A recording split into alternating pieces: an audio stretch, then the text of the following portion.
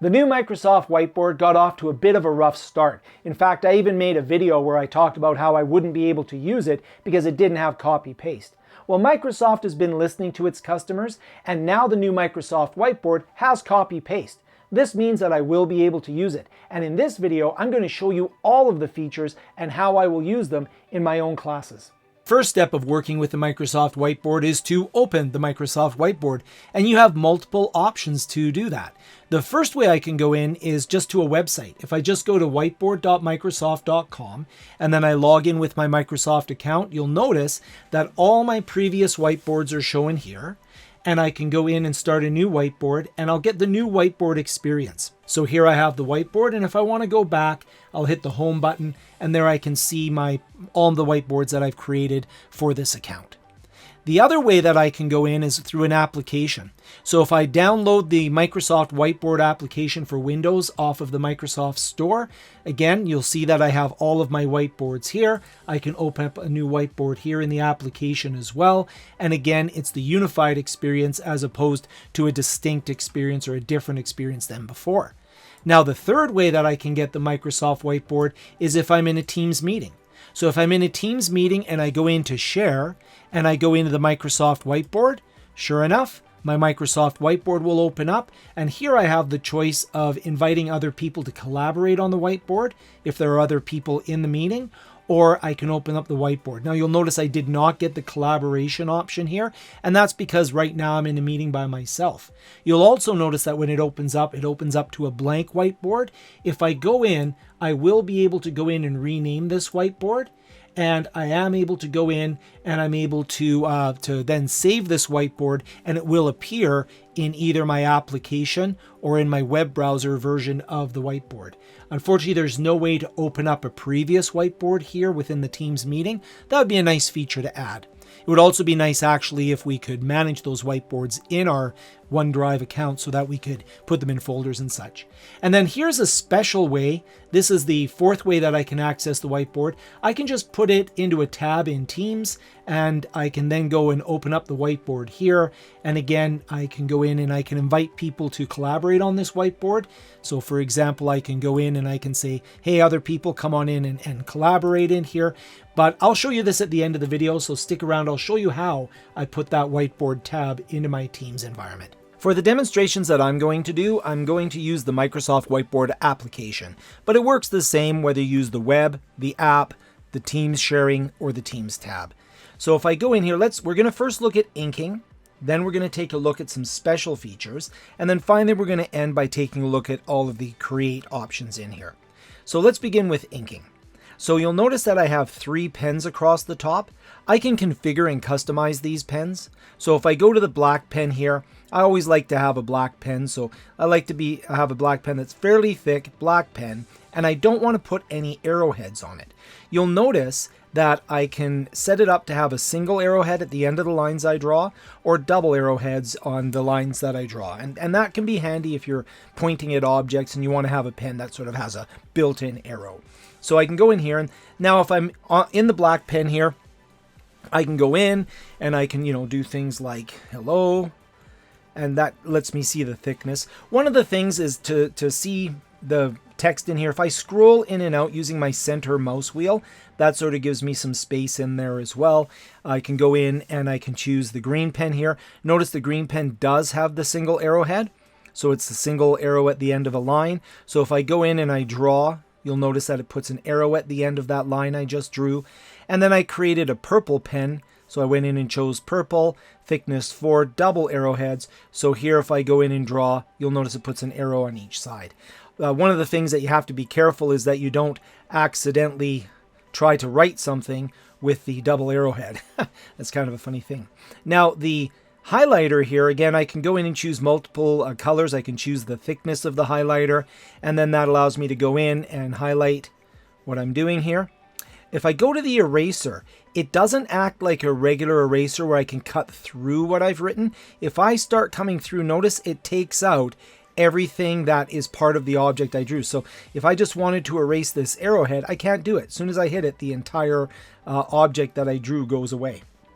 So that's a bit of a concern if you like. One of the things I used to like to do is I go in and I might draw something, and then I might want to take out a section of what I just drew, but now I can't go in and take out a section. It'll take out everything that was part of that line.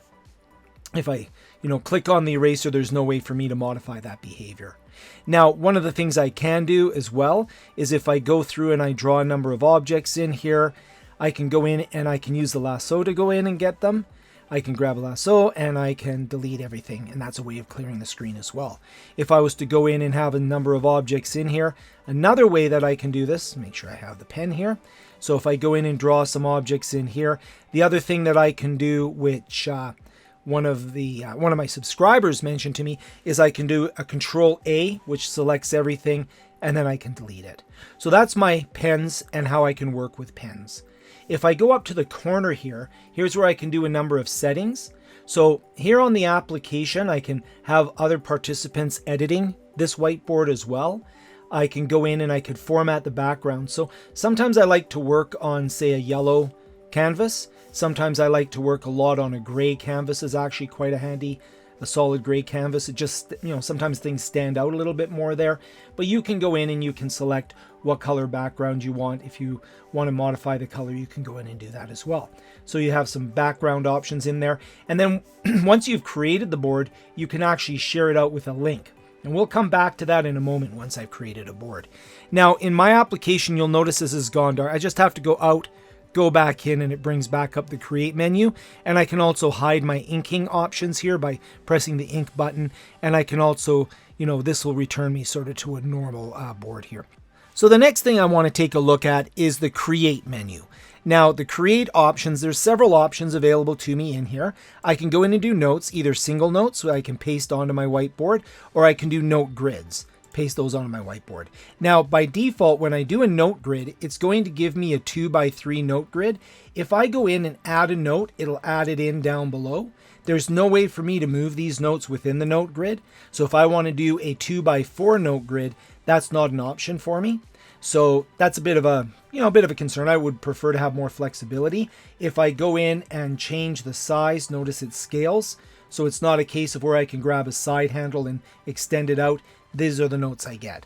I can go in and I can do modifications, like I can change the color of a note. So if I want to change the color of a note, I can do that. I can add notes in, as I said. If I delete notes, Microsoft, basically the note grid decides how it's going to present them. So if I go and delete, for example, this note, it'll do this. If I go here and delete this note, notice it brings it up. So you have to be a bit cognizant that you're not going to have complete control over these note grids as we might want. I can, however, go in. I can do things like send a note back and forward, and I'll talk about that in just a moment.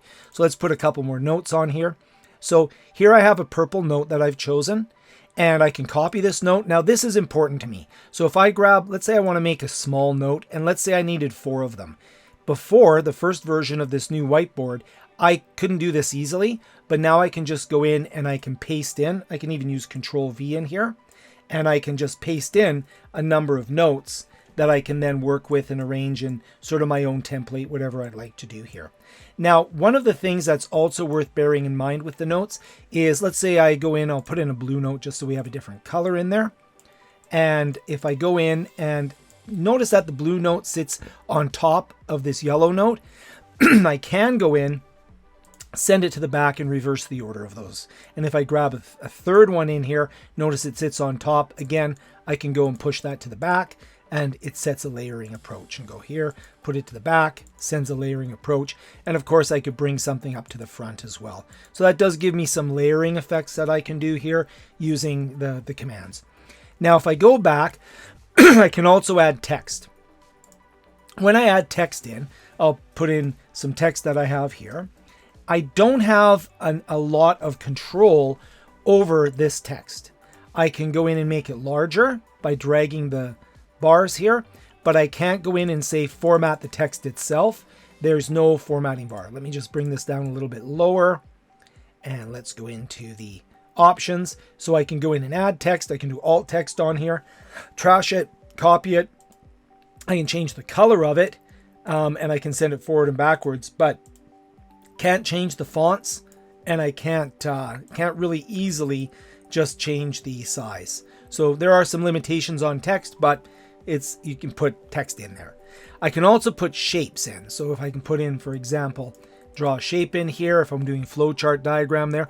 Now what's interesting here is that I have the single arrowhead and I have the double arrowhead as options for shapes as well. So if I don't want to use the pens with single double arrowheads, I can use the shapes, and you can actually go in and you can change the color of the pens, but you can't change the color of the shape. So that's a little bit of a gotcha as well. You can go in and create a triangle. Triangles are interesting, or any shape that's filled in is interesting, because you can choose the outline color and the interior color. So let's say I want to make this a purple in the inside, or we'll make green just to make this board pop out. And then the exterior, I could say I want it to be, say, blue. So you have a blue triangle with a green interior. And then, of course, the same things as before. I can send it forward, back to the front, put alt text in there, trash it, copy it. The other thing that I can do is I can put reactions in. Now, this isn't truly a polling system or a voting system. Visually, I can go in and say, you know what, I like this idea here. I could say, you know what, we're going to confirm that this is something we want to do. I'll give it a check mark. I could say this is a bad idea, whatever the case may be. However, there's no way to gather these results. So it's not like I can export this out and say 12 people voted for option A, 5 people voted for option B. You might have to put a form or use a form in order to do that within Teams or something. This is a way of visually seeing sort of where people are, but there's no way to create a summary of this or to work it in that way. But we do have reactions in there, and you know, reactions are not a bad thing, so we'll clap for that.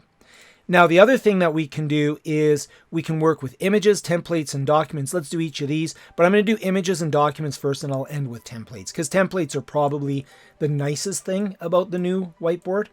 So I'll just move some space over here. It is an infinite canvas. So when I go to images, notice it automatically wants to browse to a directory on my computer. So I can grab an image and put it in to my whiteboard. However, that image came from my computer. And this is sort of where cut and paste is great. I can take this image, I can copy it, I can paste it in. I'm all happy about this. That's totally awesome. However, if I go outside of the whiteboard, so let's say, for example, I go out to a website. So I'm just going to pop into a website here and try to copy some sort of image. So I just have to open a web browser. Let's say I go and search for some images on my computer, something like images of guinea pigs. So we'll grab some guinea pig images, and oh, look at how cute these guys are. So I want to take this image of a guinea pig and I want to put this on my whiteboard. If I right click and copy this image, if I go back to my whiteboard and I say, okay, I want to paste that onto my whiteboard, it's not going to recognize that. So the copy and paste is only from within my whiteboard. So copy paste works within the whiteboard. You cannot copy external elements and bring them into the whiteboard. And that goes for Microsoft applications such as PowerPoint and such. So, you know, again, it's good that they brought in and listened to the customers about copy paste within the whiteboard environment, but you can't bring anything externally in using copy paste. If you want images, you're going to have to download them in advance, and then you're going to have to put them in a directory that makes sense to you. And then what you can do is you can then paste them into your environment, and now you have an image in there, and you can copy and paste all day long here, but you cannot grab an external image and copy it and paste it in. If you want to work with documents, you can do this. And what it will do is go to your OneDrive of the account that you're logged into, and it'll give you your recent files that you've been working with. And you can go to the My Files, which gives you your entire directory of files you have. So I'm going to open up a PDF document. So I just grabbed a manual for a drill that I have. So this is a manual. It'll pull it in. So it takes a few moments to pull it in. It'll pull in all the pages of the document. I only have one page. It's a one-page document for this demonstration. I could select all the pages. I only have one page. So I'll insert that page. And now that page has been inserted into my whiteboard. I can make that larger. And then maybe we could have a conversation about this. Once again, I could go in. I could highlight things that I thought were important. You know, so we have instructions in there. I'm highlighting that. I can go in and make the highlighter bigger. So I can go in and highlight sections in there. But then when I want to erase, I can just erase the highlight without erasing the PDF document. So that could be a benefit to you as well, but we can go in and we have our document in there. If I go back to documents, you can also pull in PowerPoint slides. So let's go in. I have this oceans presentation in there. So it's going to bring in all the slides, and I can either select all and grab all of the slides, but maybe we just want to have a conversation about this page here. We want to talk about whether this page here is a good page. We're collaborating on a presentation. So I'm just again going to move my board over here a little bit, and I'm going to go in and make that a bit larger. And then we can do things like, you know, I like this image here. So that's an image there that I like. And it could be, I'm not exactly sure if this image is understandable. And we can go in and make comments on things like the images and such. So we can pull PowerPoints into my whiteboard as well. Now, the real power of the new whiteboard is probably where they focus most of the attention, I'm assuming, and that's on templates. So there are a number of templates for brainstorming. There's a number of templates for many different topics here. Let's go into learning, because we're all about learning here. And let's say I want to bring in a lesson plan. So let's say I'm working with a new teacher, or I'm working with someone and I want to develop a lesson plan. Now I'm going to use the right or the center wheel of my mouse in order to scroll in. And so you can see here that this is a certain style of lesson plan. It's not the style I use, but you can see subject teacher. So you can go in and maybe you could co-author this with a new teacher. You could work with them. And of course, this goes for any type of planning that you want to do. There's a whole bunch of templates in there. So there are a couple of things that are missing, I guess. The idea to copy and paste external content is missing. To have an eraser that is either an object eraser or an element eraser, so it doesn't erase the elements. It just, the whole object you drew is erased. That's a bit of a concern if you want to do any type of drawing where you then take a portion of it out. So those are some challenges. The documents are a little clungy, and images I think are probably the one thing that I would like to see better copy paste with. You know, I'd actually really like to have images like the old days where I could go in here and I could just browse. But I'm going to show you a couple of tricks here, or one trick in particular. What I can do is I can now export this whiteboard out. So I could export it out as a PNG and include it in a document. But what I can also do is I can go in and I can create a shareable link. One of the things I've always disliked about the whiteboard, even the previous version, was it was hard to know where older whiteboards of mine were. But what you can do is you can create a link to the whiteboard, copy that link, and then you can put it in, say, a OneNote. So if you have all of your lessons or all of your objectives, whatever you're working on, all of your projects, if you have them all in OneNote, then what you can do is you could put the links for the whiteboards associated with that topic. You could put those in OneNote, so that way you can easily find whiteboards instead of having to search through a lot of ones that are maybe on your OneDrive. If I go in, I can rename the whiteboard, of course. So I could go in and I could give it, this is my planning 1, 2, 3 whiteboard. And now what I could do is when I create this link, I could then put that link into my OneNote under planning 1, 2, 3 project, and then I could easily find this whiteboard again. This really becomes an issue when you start having dozens and dozens of whiteboards. You're like, where's that whiteboard that I used last semester?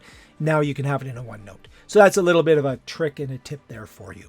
At the beginning of the video, I demonstrated how we could access a whiteboard through the Teams tab. How do you add the whiteboard to the Teams tab? Well, you hit the plus sign, and what you're going to do is add a whiteboard in. And it'll automatically default to the name whiteboard. That's fine for now. It'll post to the channel about this new tab. This will create a whiteboard that's now accessible through Teams. And now you'll see we have a whiteboard in here, and we can collaborate on it, or it's a presentation whiteboard only. I'll go ahead and allow collaboration so my teammates can come in here and work on the whiteboard. And you know what? Here's another bonus tip. If I'm in inking mode and I hold down my Shift key, that's going to allow me to draw straight lines. So it's not quite the same as having the ruler like before, but the Shift key will ensure that whatever lines I'm drawing, see, I hit the Shift key around here. So if I'm drawing and then I want to go straight, I can just, from whatever point I hit the Shift key, I can go straight at that point. Thank you so much for watching. If you're interested in what hardware I'm using with the Microsoft Whiteboard, then check out this video.